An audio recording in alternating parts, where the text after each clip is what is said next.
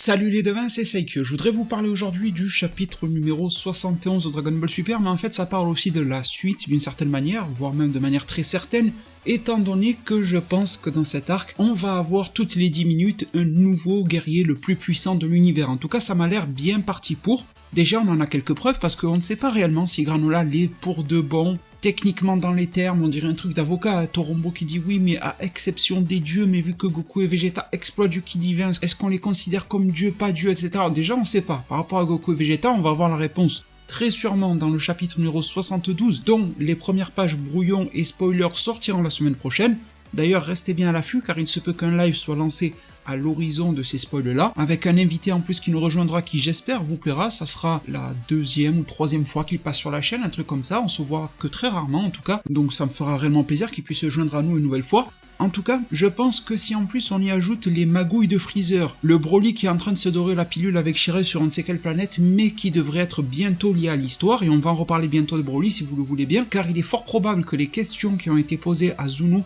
mène le clan des Haters tout droit vers Broly, mais bon ça c'est un autre sujet pour une autre fois. Goku et Vegeta qui s'entraînent pour devenir meilleurs que eux-mêmes, et donc en devenant meilleurs que eux-mêmes, ils vont bien finir par devenir meilleurs que Granola. À chaque fois il va y avoir un nouveau guerrier le plus puissant de l'univers, sauf qu'il y en a un qu'il faut surveiller vraiment de près selon moi, qui peut-être même sera le guerrier le plus puissant de l'univers final, avant que la victoire ne revienne à la Z-Team parce qu'on s'y attend. Il se trouve dans la famille et le clan des Hita, des Haters. Dites-moi dans un commentaire si vous dites Hita avec 2 A à la fin, un peu à la japonaise, ou Hater à l'anglaise. J'essaie d'alterner un petit peu les deux, parce que je ne sais sur quel pied danser, les deux me conviennent en quelque sorte. Enfin bon, on n'est pas là pour faire de l'esprit sur les usages de langage, mais plutôt pour parler du nouveau guerrier le plus puissant de l'univers, qui, à mon sens, pourra être Gas, parmi les Haters. Il a l'air d'un petit teigneux là, comme on en voit souvent dans Dragon Ball, mais parfois il faut s'en méfier, on se rappellera du petit Majin Buu pur. C'est vrai que dans l'arc précédent, on avait un des sbires de Moro, Shimureka, qui avait les mêmes airs de petit teigneux, mais qui n'était pas très dangereux, donc à la limite c'est un coup sur deux, hein, quand il y a un design comme ça,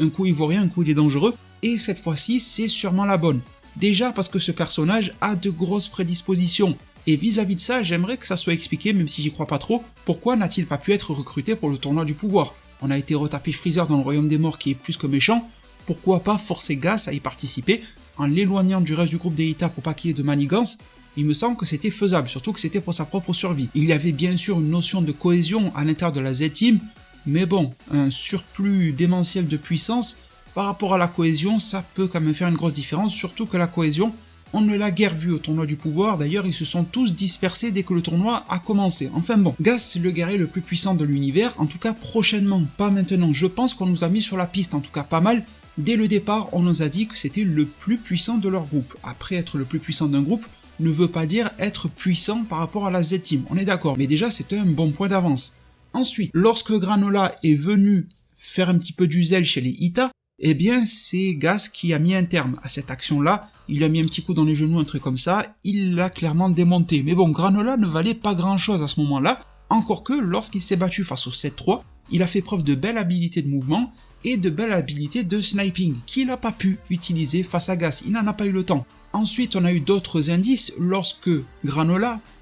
veut le rendant soi-disant le plus puissant de l'univers, en tout cas le plus puissant de l'univers autoproclamé presque, il est revenu, il a foutu des raclés à Maki, à Oil, Elec ne s'y est pas frotté, d'ailleurs Elec n'a pas forcément l'air d'être un grand combattant pour le moment, mais il est à surveiller, et Gas s'est brièvement interposé car il a pu lire au travers des mouvements de Granola, et il a pu empêcher Maki de prendre trop cher au combat. Encore une fois, ça ne veut pas dire que Gas est plus puissant que Granola post-vœu de Torombo, mais en tout cas, vis-à-vis du niveau de puissance que Granola a utilisé pour vaincre Maki, Gas a été en mesure de suivre et de répondre pour mettre un terme à l'action, mais on se doute bien que la puissance que Granola a mis pour surpasser Maki était loin de le pousser dans ses derniers retranchements. Encore une fois, ça nous prouve que Gas peut suivre jusqu'à un niveau très correct, mais on ne sait pas jusqu'où. Autre chose également qui met sur la piste que Gas est un bon prétendant, c'est son attitude. Le fait qu'il ne vacille pas face à Granola, même après le vœu face à Torombo, tous les Hita étaient choqués. Gas, lui, il était dans le plus grand des calmes et des sérieux, et au contraire, il voulait encore plus se battre face à lui.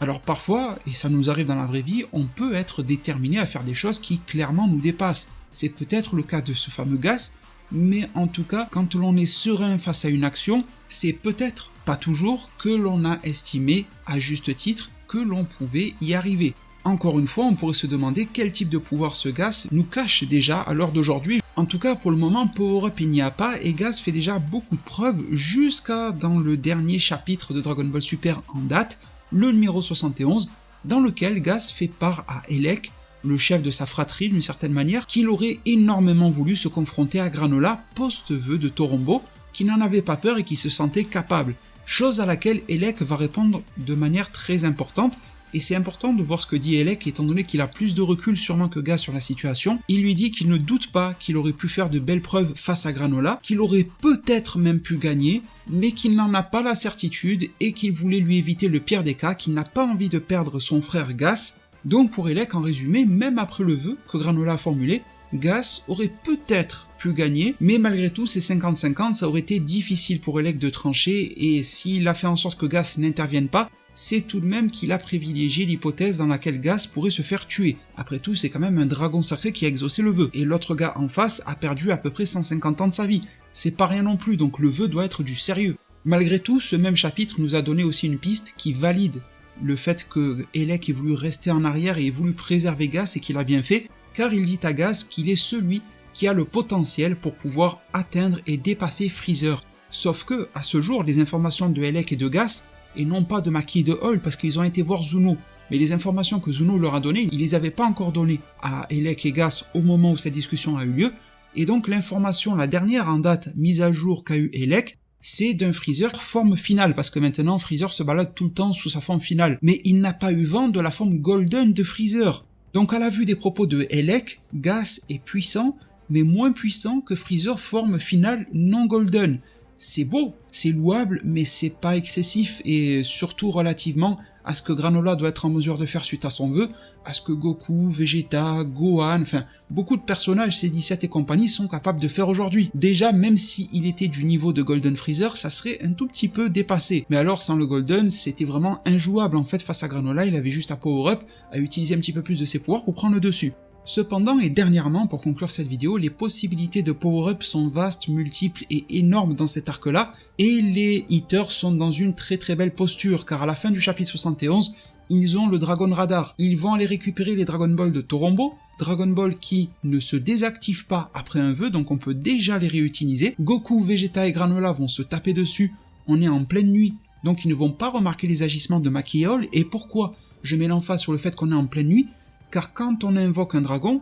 le ciel devient noir. Il devient un peu comme en mode nuit, et on l'a revu dernièrement dans le film Dragon Ball Super Broly. Mais s'il fait déjà nuit, la seule chose qui peut t'en donner l'indication, c'est la lueur du dragon. Mais il suffit, avec Torombo qui est tout petit de taille, de se déporter à quelques kilomètres plus loin, de l'invoquer, et ni vu ni connu, ton vœu est réalisé. Et dans le pire des cas, tu te mets un petit peu plus loin, Goku et Vegeta et Granola voient la lueur de Torombo apparaître, ils se dirigent vers lui, mais le vœu sera déjà réalisé, qu'ils n'auront pas eu le temps d'agir. D'ailleurs, un cas de figure aussi intéressant, c'est est-ce que les Dragon Ball de Torombo peuvent être transportés ailleurs? Est-ce qu'ils vont réellement formuler le vœu, ou simplement les prendre avec eux dans leur vaisseau, les ramener jusqu'à la planète des Ita, pour que Elec soit celui qui formule le vœu? Et là, il aurait fait encore plus en sneaky, on est clairement d'accord, mais justement, à l'issue de ce vœu, il va forcément y avoir une notion de progrès pour le groupe des Ita, qui devrait principalement toucher Elec et Gas. Elec qui est le maître penseur, Gas qui est la puissance incarnée, tandis que Maki et Hall font les petites tâches opérationnelles quoi.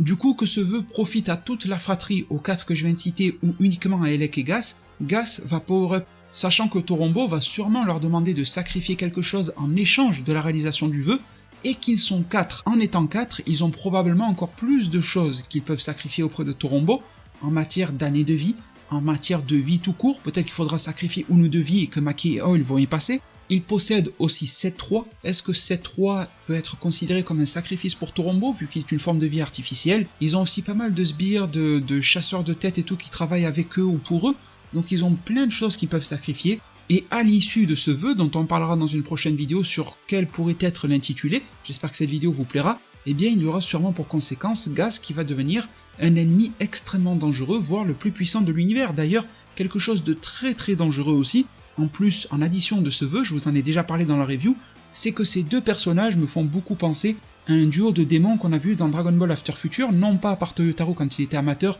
mais par son entre guillemets concurrent Young Gigi, dans lequel on avait ce duo que je vous présente à l'écran, peut-être que vous le connaissez d'ailleurs, et qui avait fini par fusionner, pour pouvoir rassembler les capacités des deux en un seul être. C'était pas forcément une fusion, c'était une sorte d'assimilation, bon bref, une réunion des deux personnages. On voit que Gas possède des fortes aptitudes physiques, Elec des fortes aptitudes mentales, un petit, un grand, un petit peu comme dans le manga de Young Gigi. La réunification des deux, voire même des 4 Eaters en un seul être, qui aurait été boosté en matière de puissance par Torombo, pourrait donner un savant mélange et créer aussi le nouveau guerrier le plus puissant de l'univers, beaucoup plus que Granola ne l'a été. D'ailleurs, j'essaierai aussi de dédier une vidéo avant la sortie du prochain chapitre, mais si les haters ont demandé à Zuno quelle est la faiblesse de Granola ou la faiblesse du vœu de Granola, il se peut que Zuno leur ait dit que c'était l'intitulé de son vœu, dans le sens où il a demandé à devenir le plus puissant de l'univers en gros aujourd'hui, mais qu'en faisant progresser d'autres êtres demain comme Goku, Vegeta, voire même les haters, on pourra le dépasser. Donc en jouant sur l'intitulé, on peut dire à Torombo,